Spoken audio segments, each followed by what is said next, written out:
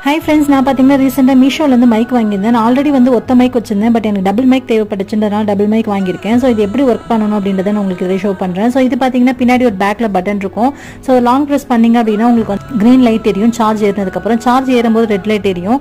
இது கூடவே சார்ஜர் கொடுத்துருக்காங்க. ரிசீவருக்காக 2 பின் கொடுத்துருக்காங்க. ஆப்பிள் பின்ல நீங்க சொருகுனீங்க, ஆப்பிள் போன்ல சொருகுனீங்கன்னா அதுக்கு தகுந்த மாதிரியும் சி டைப்புக்கு தகுந்த மாதிரியும் பின் கொடுத்துருப்பாங்க. ஸோ அதுதான் வந்து இது மேல கிடைச்சிருக்கு. ஆல்ரெடி நான் ஒத்த மைக் வச்சிருந்தேன், அதை டிஸ்பிளேல கொடுத்துருந்தேன். என்ன பிராண்ட் அப்படின்னு நீங்க பாத்திருப்பீங்க. அது வந்து அமேசான்ல வாங்கியிருந்தேன்.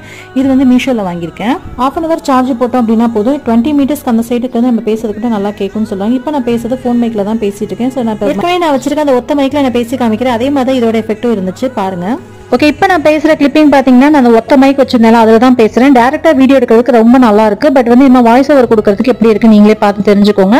இதே மாதிரி இந்த 2 மைக்கோட எஃபெக்ட்டுமே இருந்துச்சு. இதே மாதிரி நான் யூஸ் பண்ணி பார்த்ததுல நல்லா இருக்கு. எல்லாத்துக்கும் டவுட் இருக்கும், இந்த ரிசீவர் அதுக்கு ஒர்க் ஆகுமான்னு. அந்தந்த ரிசீவரோட மைக் அந்த இதுக்கு மட்டும் தான் ஒர்க் ஆகுதா